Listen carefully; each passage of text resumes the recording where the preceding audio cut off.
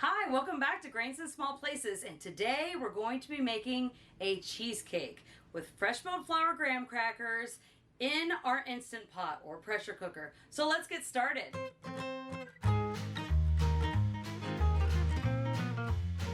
So to make this cheesecake in the pressure cooker, I'm using a 6-quart pressure cooker. This is the Instant Pot. You can use another brand, that's fine.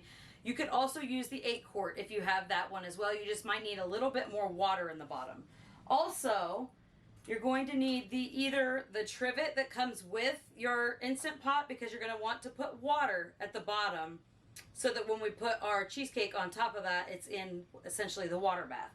Or I have one of these I'm going to be using, and this one is basically doubles as the trivet and handles, so I can pull it right out from my Instant Pot.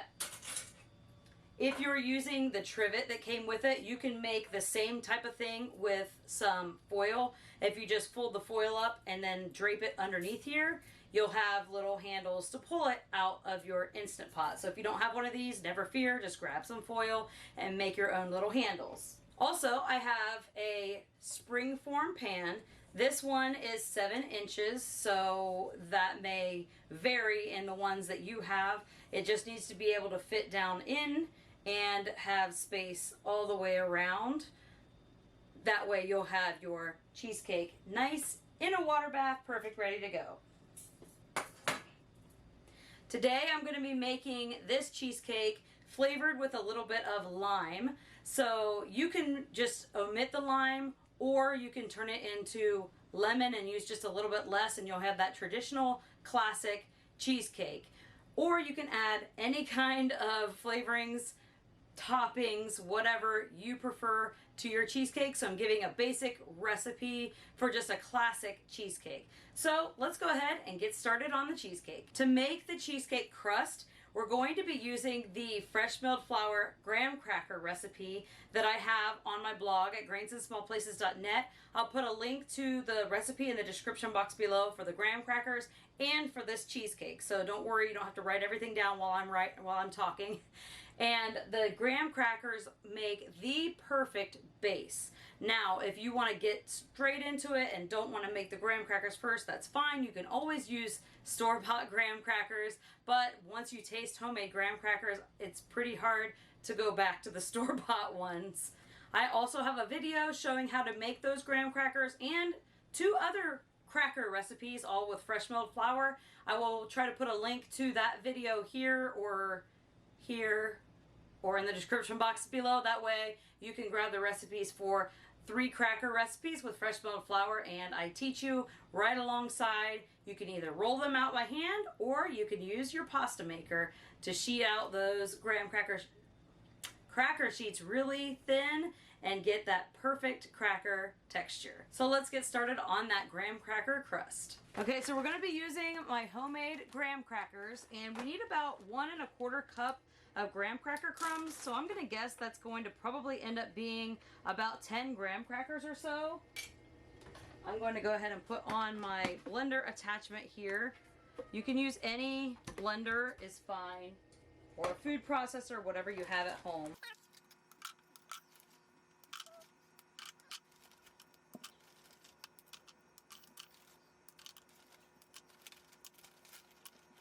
Okay, so I think that's about 10. And then I'm going to put my lid on and then blend that up, and then we'll make sure we have about the right amount.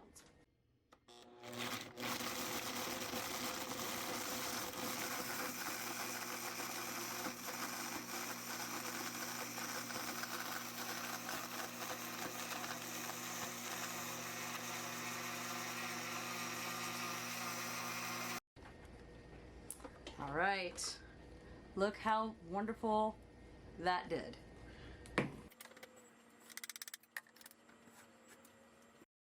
Okay, we have just over 1 1/4 cup, so I'm going to go ahead and use that. That ended up being just about perfect. Okay, so we're going to need softened butter. So I'm going to use about 5 tablespoons of the softened butter in my graham cracker crust. I'm going to go ahead and take the graham cracker crust, or graham cracker crumbs, and put it in the bowl here. And we need to make sure this is very softened. You can see it's very, very softened. And I'm gonna save about a tablespoon of my butter so that I can grease the inside of my springform pan. So we are going to be using just a very small springform pan. This one is about 7 inches. And I'm just gonna take what was left in there and rub this kind of around. May end up being too much, but we don't want it to stick in here, so.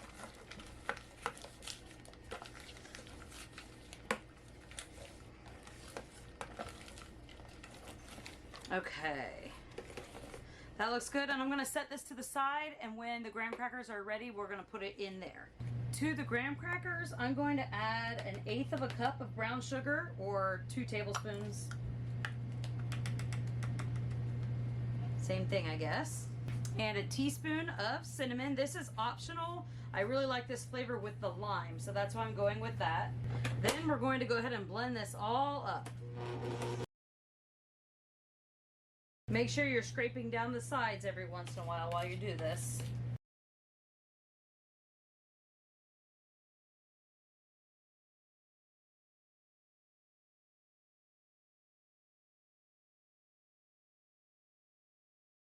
Okay, that looks good.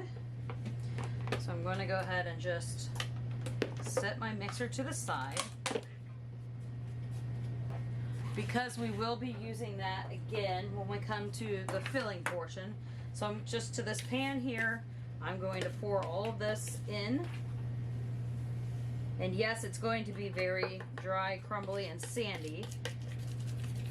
If that texture is hard for you to work with, you can always melt the butter rather than just using softened butter. But I find that this just kind of presses in just fine. So I'm going to evenly distribute this. And we want to press it as evenly as we can on the bottom and up the sides. Now remember, this has all that butter in it, so it's going to melt when we bake this. Well, not bake it, when we pressure cook it. So while I was making this crust, I got to thinking, what else could I use in place of the graham crackers if I didn't have any graham crackers? And I was thinking, I have a vanilla wafer cookie recipe, and that sounds incredible as an option to use in place of graham crackers. Also, probably some ginger snap cookies, which I'm working on a recipe. I don't have that one out quite yet, but it will be very soon on my blog. So you can find that vanilla wafer recipe as well at grainsandsmallplaces.net, and I will try to remember to link that below for you as well.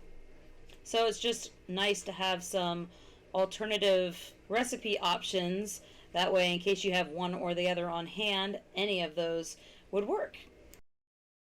Okay, it's all pressed in, so what I'm going to do is place this in the freezer for just a little while we work on the filling. Okay, and for this, we're going to mill just a little bit of flour. Today, I'm going to be using this einkorn.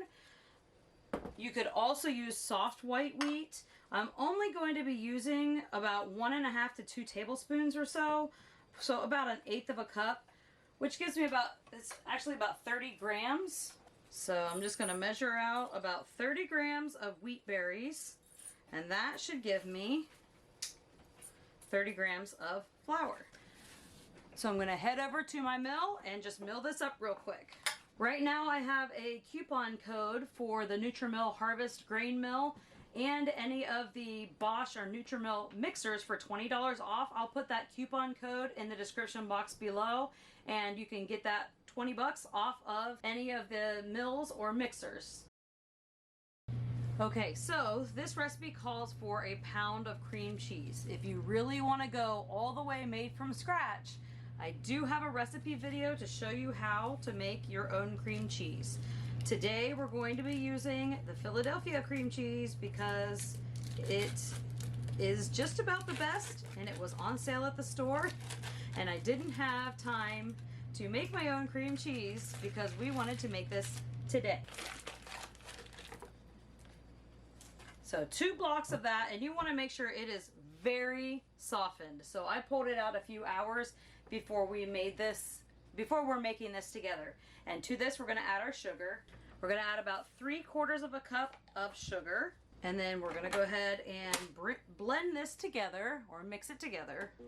Since filming this video, we have made this cheesecake again, and I can say it definitely makes a difference on which grain you use. I preferred using the soft white. It gives me more of a creamy, delicious cheesecake texture, but if you like a more dense, hearty, thicker cheesecake, you may want to use the 30 grams of einkorn or soft white, but I found that making it with just a little bit less of the flour, like 15-20 grams of the soft white, made just a nice, heavenly, smooth, and creamy cheesecake.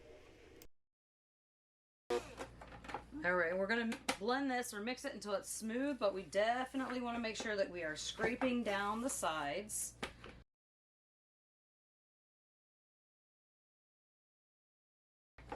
Okay, that's looking pretty smooth. So now we're going to go ahead and add in the eggs.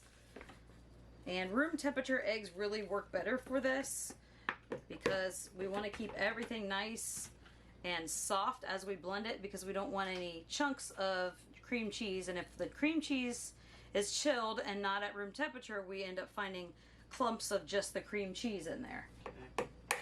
We're going to put the eggs in one at a time and blend between each one. Second egg.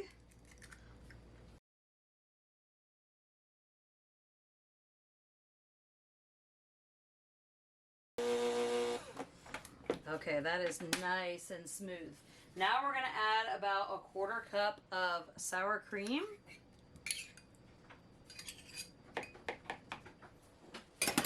And blend that one in.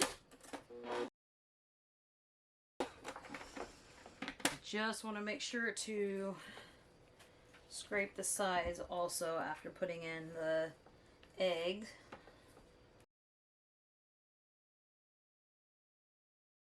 We're going to put in about a teaspoon of vanilla extract, and this is my homemade vanilla extract. I can put a link up in the corner here or here to show you how I make my vanilla extract if you want to watch that video. And then we're going to put in about a 1/4 teaspoon of salt, just a little bit, and then blend those in. Just going to slide this up and grab my little zester here. We need about 2 to 3 teaspoons of lime zest in here. Again, if you don't want to make this lime flavored, you can either skip this step or you can choose to use lemon. And the lemon will give you more of a classic cheesecake. And this one is just going to be a little bit of like a key lime inspired. It's not going to be necessarily key lime cheesecake, but it's going to be inspired by that.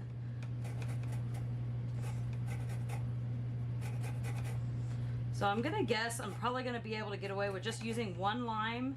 This one seems like a really juicy lime. I need about a tablespoon of the juice, so we'll see what we get there. Now when we are zesting our lime, we want to make sure you don't zest it all the way down to where it starts to turn white, because that's where it becomes bitter. We just want that outer layer.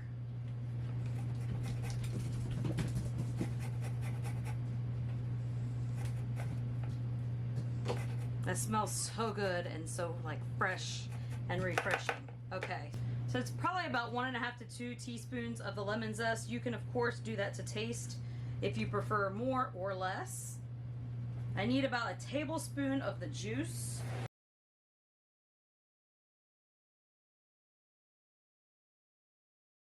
We need about a tablespoon of that lime juice. I have a tiny bit left, so I'm just gonna set that to the side.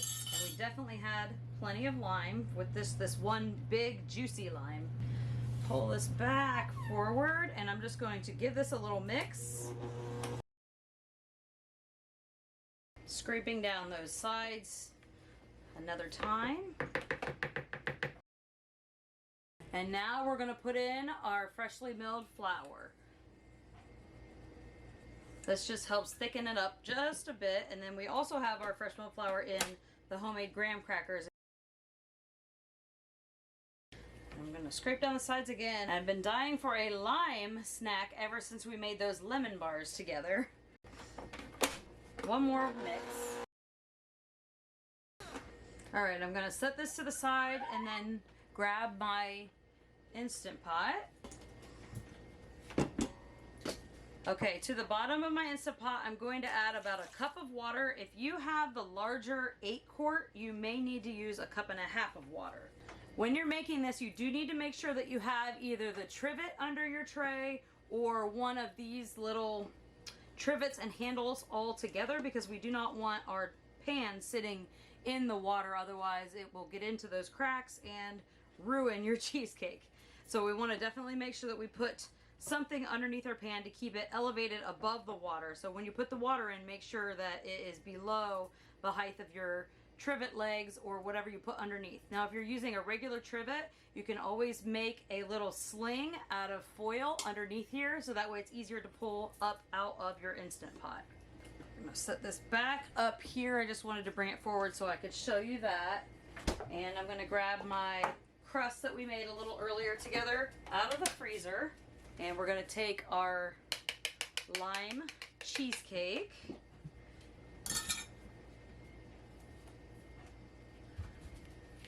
Mixture, and then just pour this straight in to our springform pan and our crust.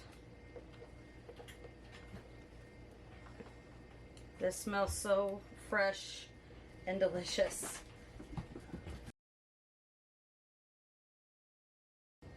Okay, and then we're just going to smooth out the top, and hopefully it is to the height of our crust, which we look like we're pretty good here. And then I'm going to gently set that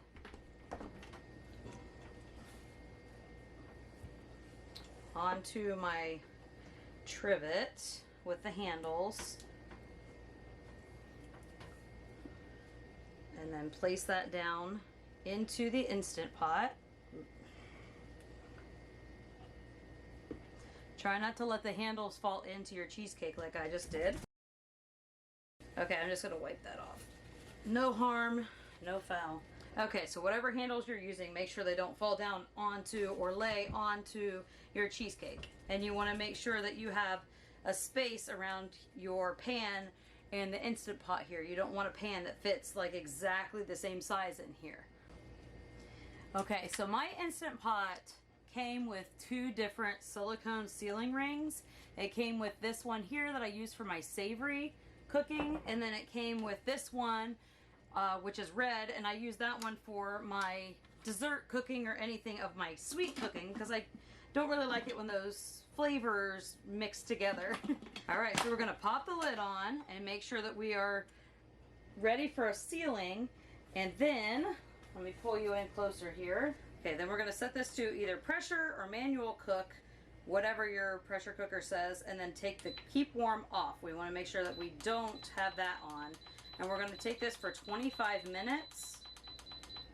Whoops. Okay, and then let it do its thing, and then after this 25 minutes is over, we're going to let it do a natural release for about 20 minutes. So that probably will have this go all the way down, and it will release on its own, and then I'll show you what it looks like when we get there. Okay, now this has ended, so we're going to and this is off, and we're going to let it naturally release its pressure for about 20 minutes. Alexa, set a timer for 20 minutes. Okay, the 20 minutes is up, and this is already released on its own, so I don't have to like have any steam going anywhere. So let's take a look.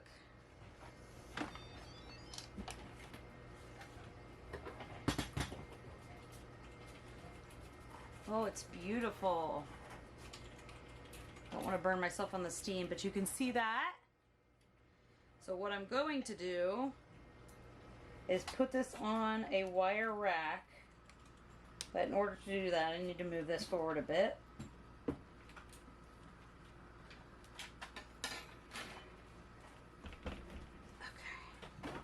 All right, so I'm going to go ahead and pull this out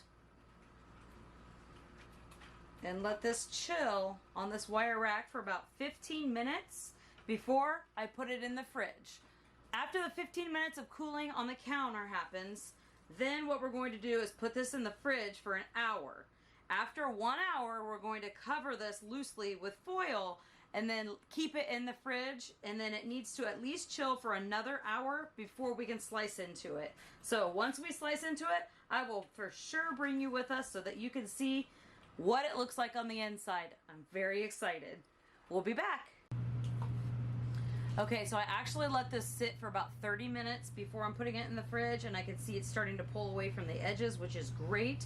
But after the 15 minutes, this was still way too hot to put in the fridge. So now I'm gonna put it in the fridge for about an hour, and then we'll cover it, and then it'll sit in the fridge for at least another hour after that. Okay, so here it is. We had it covered in the refrigerator. It's actually been overnight, but you want to at least make sure it's cool all the way through, so a few hours. And we went ahead and covered it with the foil, so let's go ahead and do the reveal.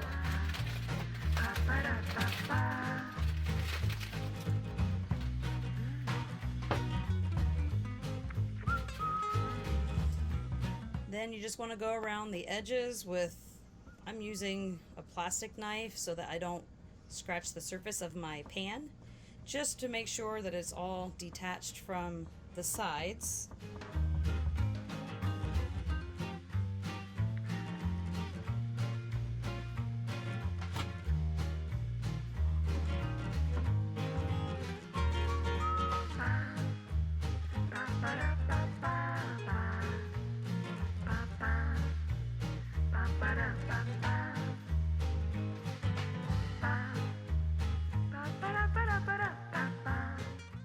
Thanks for hanging out with me in my Instapot today while we made this cheesecake. Don't forget to check out my blog at grainsandsmallplaces.net, where you can find this recipe, the graham cracker recipe, and a whole bunch of other recipes all dedicated to fresh milled flour. So thank you for stopping by Grains and Small Places. Goodbye.